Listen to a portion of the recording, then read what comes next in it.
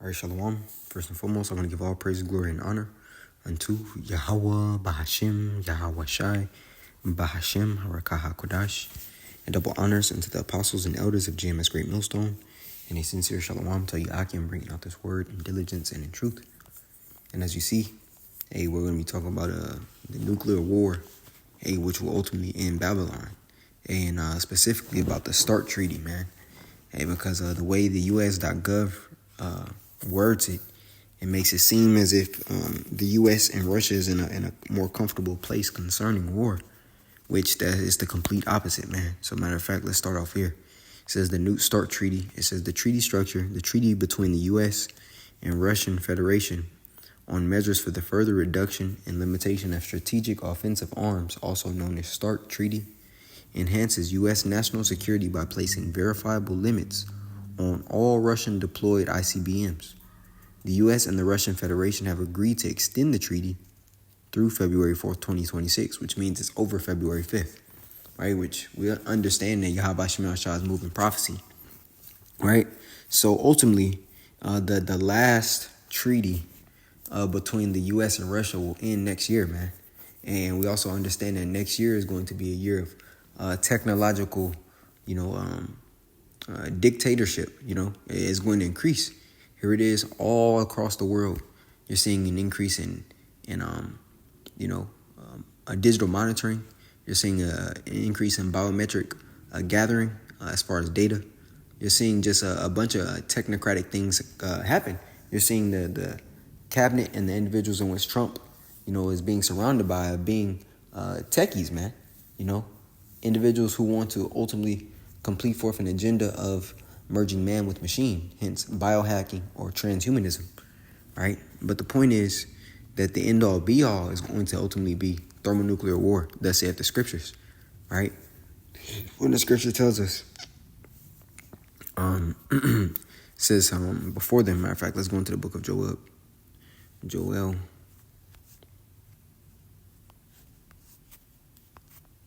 All right? And I'm going to start here at verse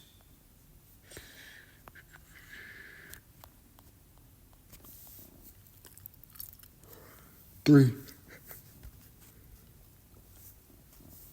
Select it. Then I'm going to read up. It says, a fire devoureth before them, and behind them a flame burneth.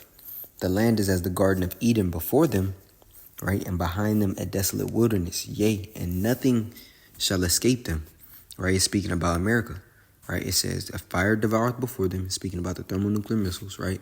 A fire meaning what? The warhead, the actual explosion is from the beginning or the head of that warhead, that missile. And it says, and behind them a flame burneth, right? Which is what? The fuel used to propel that object or that missile, that arrow, as the scripture says, into the countries in which it's designated.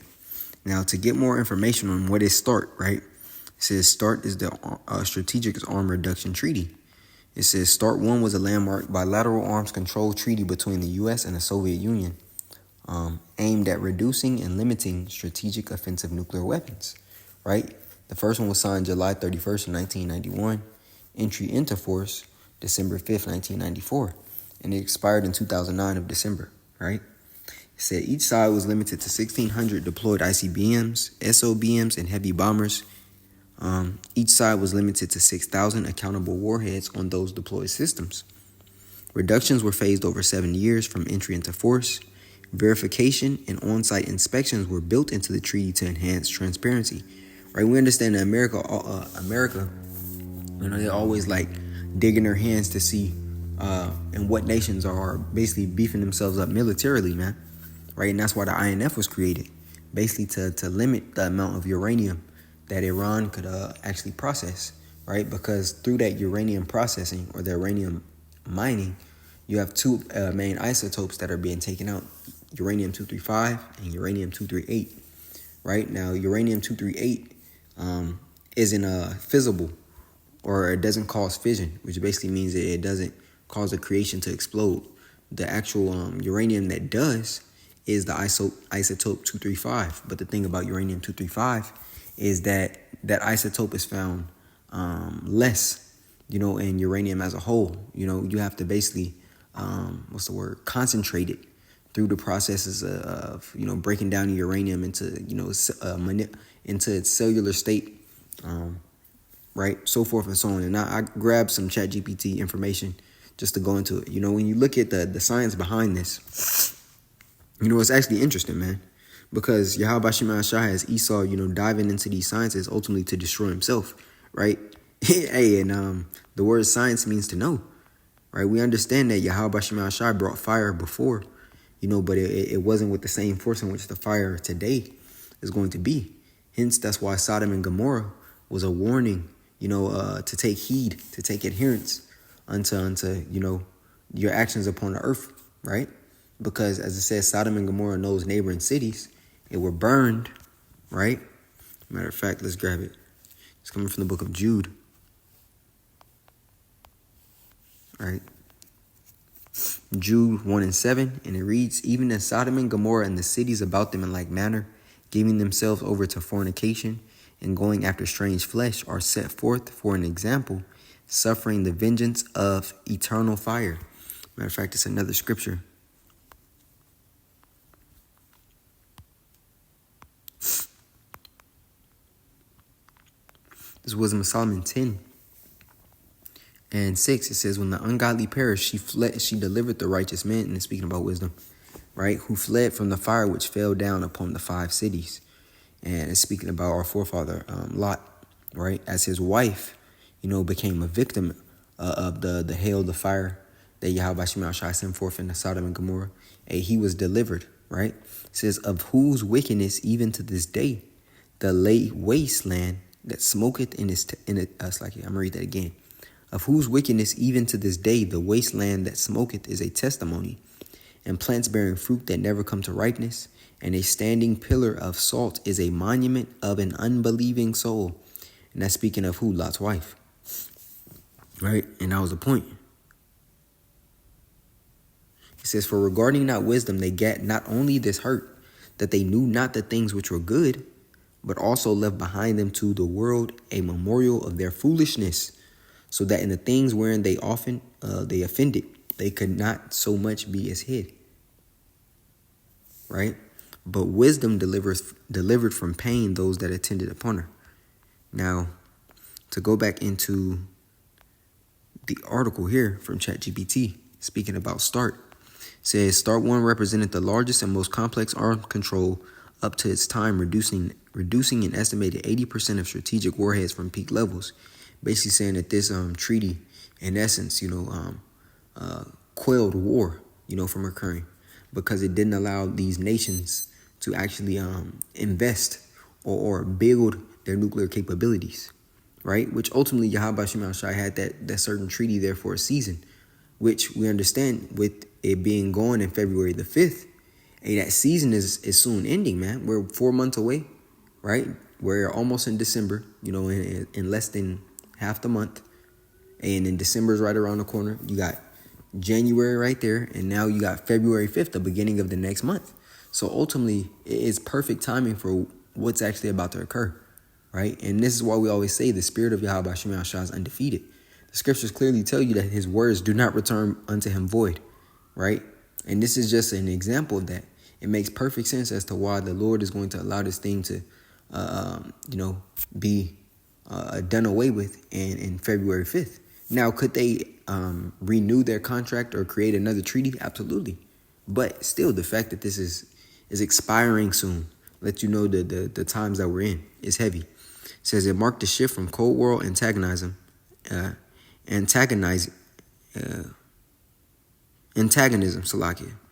toward institutionalized arms control between the U.S. and Russia. It laid groundwork for later treaties and frameworks, although it did not cover all nuclear weapons types, and eventually expired. What were the limitations? It says START 1 did not place limits on non-strategic nuclear weapons, which many analysts considered a gap.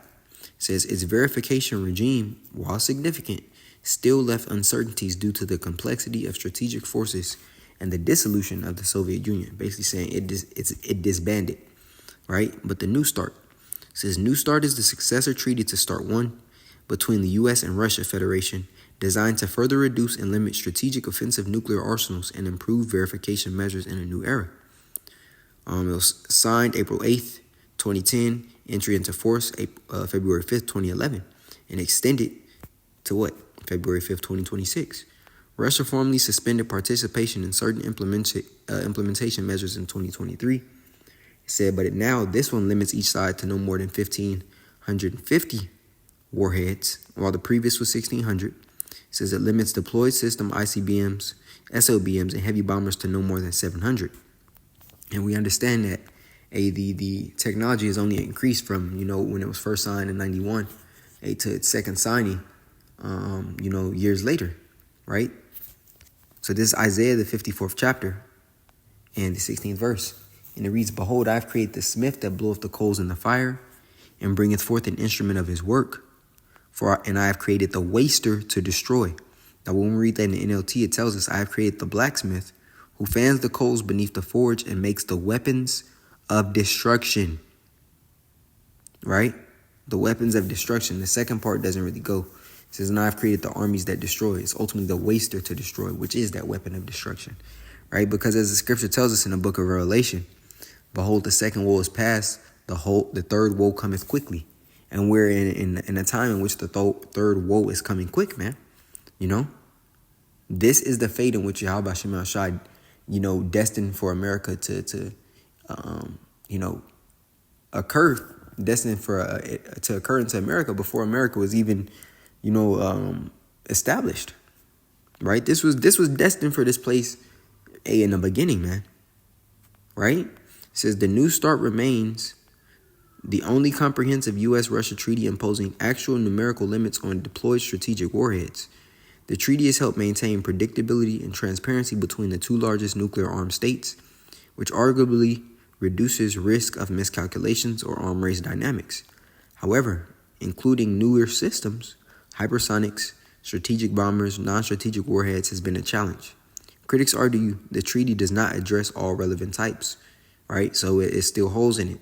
It says the suspension of Russian implementation of inspection measures has impacted confidence in the verification regime. The expiration date presents an urgent policy question whether to extend, renegotiate, or let it lapse. It says, why do they matter? They institutionalize limits on weapons held by the world's two largest nuclear powers, thus having major implications for global nuclear stability. They provide mechanisms for transparency and verification, which matter because in a nuclear-armed world, information and trust can reduce risk or miserror or escalation. They set precedent for further arms control with other nuclear-armed states and help support the regime of non-proliferation. Basically saying these treaties are put into place so countries just aren't shooting upon each other and, World War just breaks out. These are ultimately safeguards into, stopping nations from just offing each other. Because everybody is tired of this place, man. Right? We're going to go into the book of Jeremiah. Everybody is tired of Babylon the Great, man. They all have drunken of that wine, and the nations are drunk. As the scripture says in here in the book of Jeremiah. It said, therefore the nations are mad. Right? Revelations 3, it's like Revelation 18:3. It says, for all nations have drunk of the wine of the wrath of her fornication. And the kings of the earth have committed fornication with her. And the merchants of the earth are waxed rich through the abundance of her delicacies. Right? So everybody has been in bed with E. And now they're tired of it. Right? The scripture says the nations are mad. Right? Matter of fact, let's grab that.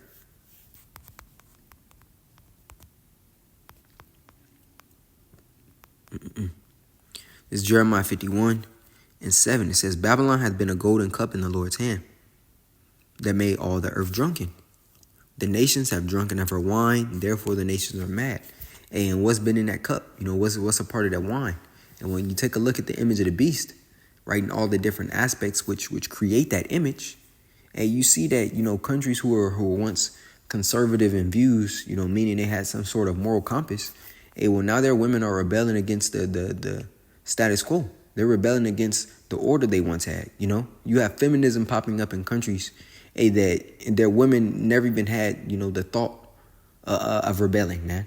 You got Muslim women twerking, man. You know, you got Muslim women doing sex work. You know, Middle Eastern women doing sex work, man.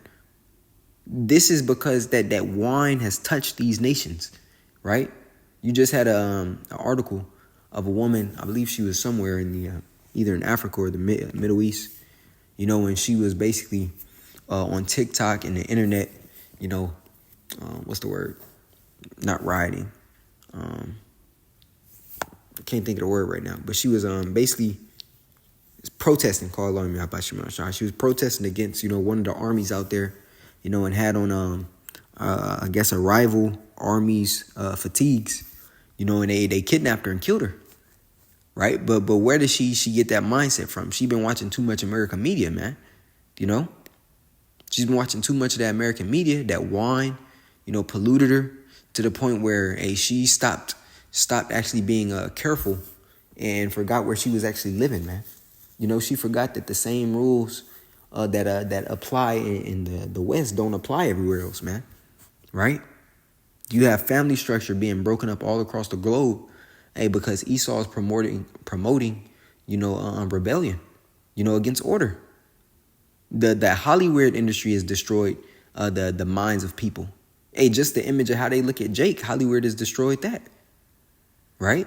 You have everybody in bed with Esau Edom, you know, believing that he's a god and the highest power to ever, you know, reign, man. That's because he exalts himself as that eagle, man. The pride of his heart has deceived thee. And these are just pieces of how the wine has polluted, you know, these countries, man. As long as America's had the weapon in their hand, that hammer, you know, as the scripture says, the hammer of the whole earth. As long as America has had that hammer, every nation has feared them. But Yahweh Shema Shah has a new thing happening in the earth where these nations are now gearing up against this place, right? The scripture speaks about in the book of Joel, and I'll hit it. You know, matter of fact, I'll grab it now and come back to this in the book of Jeremiah. But this is back in Joel 1.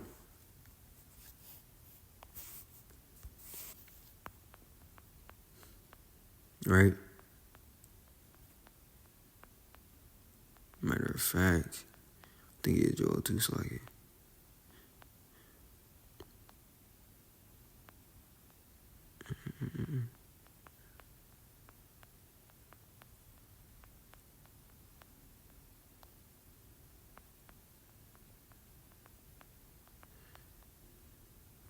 Here we go. Joel 3 and 9. It says, proclaim ye this among the Gentiles, prepare war. Wake up the mighty men. Let all the men of war draw near. Let the nations, it's like let them come up. Beat your plowshares into swords and your pruning hooks into spears. Let the weak say I am strong, right? So these nations who are, you know, heavily within the agricultural scene, you know, they've changed their funding to basically benefit the war, right? To benefit towards them militarily, right? That's why it says beat your plowshares into swords, right?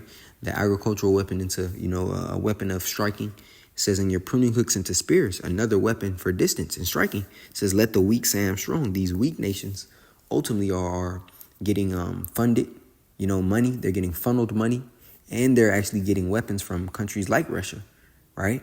So Russia is moving their nukes and ICBMs into these little countries, because the scriptures also tell us in the book of Ezekiel, the 38th chapter, that Russia or Magog shall be a guard unto them, man, right? It says what? Of Ethiopia, of Libya, you know, of all these different smaller nations in which, you know, Babylon the Great has been bullying for so long. Well, now they have a big brother or a big homie, so to speak, that'll throw the first punch, you know, that'll defend them from the hammer over here, right? Now, to go back in the book of Jeremiah 51 and 7, it says, Babylon has been a golden cup in the Lord's hand that made all the earth drunken. The nations have drunken of her wine, therefore the nations are mad, right? Which is ultimately going to cause all ye that bend the bow shoot at her and spare no arrows, right? It says, Babylon is suddenly fallen and destroyed. How for her? Take balm for her pain. If so be, she may be healed. We would have healed Babylon, but she is not healed. Forsake her and let us go every one into his own country. For her judgment reacheth unto heaven and is lifted up even to the skies. And ultimately that means what? That wound is grievous, as the scripture tells us, man. Right? So this place has gangrene, and the nations are starting to see the weaknesses. You know, they're seeing the division between political sects here. They're seeing the division between the economy classes here. You know, they're seeing the division between Edomite and Edomite, Jake and E. You know, Northern Kingdom and E. They're watching this place ultimately crumble. You know, and they're rejoicing at the fact that this place is finally feeling pain. You know, this place is finally getting into the position to where it is going to be a land of no return, right? Here it is, America broadcast, you know, the hails brought upon all these different countries. Hey, but it's never been shown, you know, of these other countries showing that America is going through it, or the citizens of America are catching hell. But now everybody's seeing it. And it's to the point where it is no healing of thy wound, man, right? This is what it is. It's not getting better. It won't turn around. No president can fix it. This is just the reality of the situation. And ultimately, if you're not under that hedge of Yahweh Bashim Yahushua and of the elect, guess what? You're going to taste of this thermonuclear missile, man, of the 2 million, right? The scripture says 200,000. That was destined from the beginning, right? And it's beautiful because the Lord has had those Smiths work on this. You know, they believe it's going to be a tool used to, you know, basically have a weight up or some type of leverage on another country. But ultimately, the Lord has Esau building these missiles because he's going to use them, right? Edomite versus Edomite crime. Russia, they're still Edomites, man, right? So I want to go in, how does uranium isotopes play a role, right? So we spoke about uranium-238 and uranium-235. It says uranium in nature contains uranium-238. 99.3% is not easily fissionable. The 0.7 is fissile, right? Meaning it can cause a nuclear chain reaction, meaning that explosion ultimately. It says highly rich uranium is needed, which is greater than 90% of uranium-235. It's considered weapons grade. Now the INF basically held these nations to a standard saying you can't go over a particular percentage of enriched uranium, right? Because once you get past, I believe, the 30% mark, that's when, you know, things become easier for you militarily, because you're able to create the explosion and contain that explosion better, right? So let's see if it has any of that here. I did a lesson on it a while ago, and it's interesting, man, right? It's interesting. You know, I'll get more into, it goes into plutonium. Yep, uranium, fission patterns.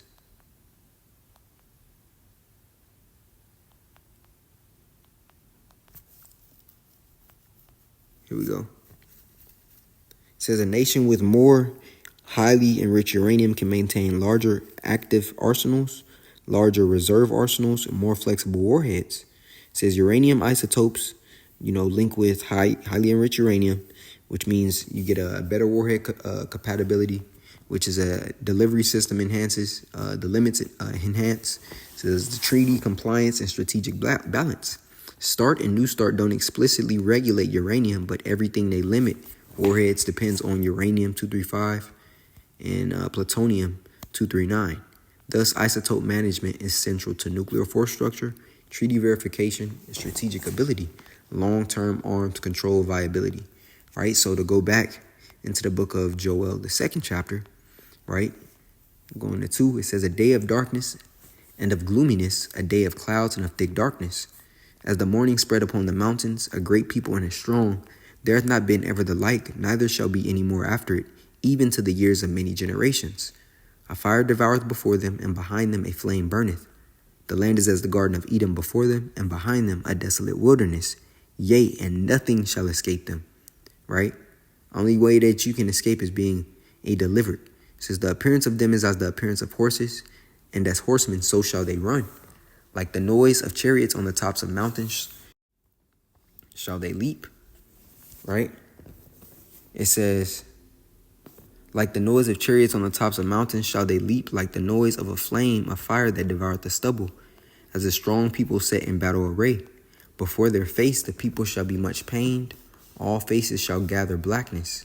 They shall run like mighty men, they shall climb the wall like men of war, and they shall march, every one on his ways, meaning what, they're not going to be bumping into each other, man. You know, every nuke that's sent out is going to hit its particular coordinate system, man. Right? Every single one. Yahweh Shem Shah is going to make sure that. That's why the scripture says they shall run like mighty men. They shall climb the wall of war. It's like they shall climb the wall like men of war. And they shall march everyone on his ways. And they shall not break their ranks. They're not going to collide together in the air. It's not going to be like a Avengers movie where there's a deactivation code or they can shoot something at one of them or the missile defense systems work. No, this is all destined to happen, right? It says, neither shall one thrust another. They shall walk every one in his path, and when they fall upon the sword, they shall not be wounded. They shall run to and fro in the city. They shall run upon the wall. They shall climb upon the houses. They shall enter in at the windows like a thief. The earth shall quake before them. The heavens shall tremble. The sun and the moon shall be dark, and the stars shall withdraw their shining. Letting you know that this is a complete power. You know, Yahweh Shai has to cleanse this earth of all the wickedness. That's why when we go back into Revelation 18 chapter, it says, for his sins have reached unto heaven, and the Most High have remembered our iniquities.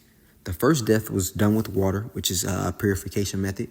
But the second one has to be done with fire, which is a greater or the greatest purification method, man. Because it's going to literally burn the filth out of this place, man. To which an refreshing is going to occur. Now, that doesn't mean that the whole earth is going to be destroyed. The scripture clearly tells us that the earth abideth forever. So that's not the case. But America, Babylon the Great, and will be up in flames, man. The scriptures tell you, and the smoke of her torment shall ascend up, right? And it's going to be as a memorial, much like when you light an incense, you know, and that smoke of that incense and that smell, you know, refreshes your house or wherever you lit it. It's going to be a sweet savor unto Yahweh Shemel Shah to leave this place as a sacrifice, right? Now, this is Revelation. I want to go into, you know, a little bit more of the missiles. This is Revelation 9. I'm going to start here at 16. It says, and the number of the army of the horsemen were 200,000, going into the 2 million. 2 million what? Not 2 million troops, as the NLT say. That's off. It's actually 2 million missiles, man, or warheads. It says, and I heard the number of them, and thus I saw the horses in the vision, horses representing power, and them that sat on them, having plates of fire, right, representing the missiles. It says and of jacinth. When you take a look at that jacinth, that stone, it's a red, symbolizing the fire, right? It says, and brimstone, symbolizing what the destruction in Sodom and Gomorrah, showing you that this is still talking about the same event. It says, and brimstone and the heads of the horses, right, going back to power, whereas the heads of lions, representing for what? A fierceness, you know, a deadliness, man. And out of their mouths issued fire and smoke and brimstone, showing you that all the Lord did was, you know, create a revised a revised destruction of what he did in Sodom and Gomorrah for this place.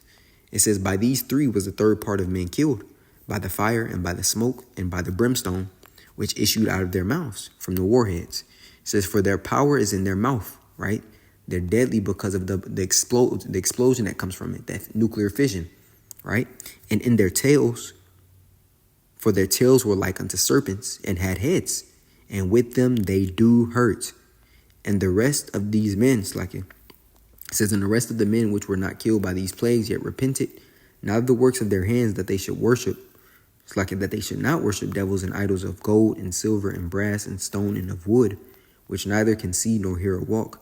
And it says, neither repented they of their murders, nor of their sorceries, nor of their fornication, nor of their thefts.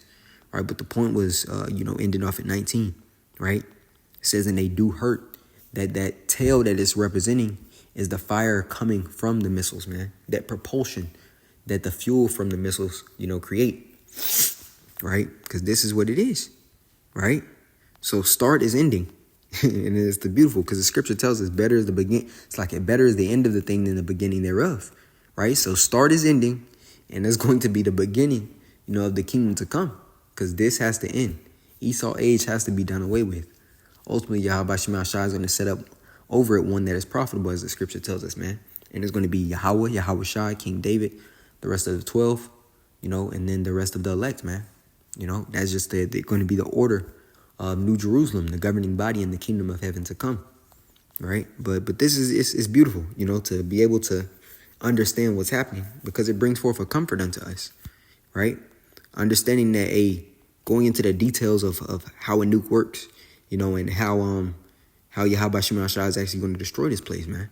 We have something to look forward to, hence hope, expectation, right? So this is the point, and I know closer into that date, you're going to have elders, apostles, Even people who are into, nuclear news, they're going to be doing lessons on this too, right?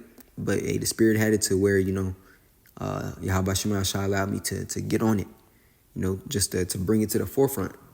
Hey, so that's the point, that start is ending, right? The strategic, it's like it is called the, get the name one more time.